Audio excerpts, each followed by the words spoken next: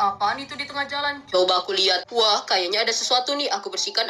Aku congkel-congkel. Wah, ternyata isinya mainan. Apa ya ini? Kayaknya itu kulkas mainan, Om. Wah, iya. Sayang banget ya. Kenapa dibuang? Padahal masih bagus banget loh. Ih, bagus apaan kotor kayak gitu? Mending dibuang aja deh, Om. Gak bakalan bersih. Tenang aja, kulkas ini bakal jadi kinclong kok. Tuh, lihat tuh. Biar bersih dan tampak baru, kita kasih sabun juga. Ih, kulkas mainannya tetap jelek. Tuh, lihat nggak ada yang like. Masa sih kulkasnya jelek? Padahal udah bersih banget loh. Ya udah, Om bakal kasih kulkas mainan ini buat yang udah like, yang like-nya warna putih.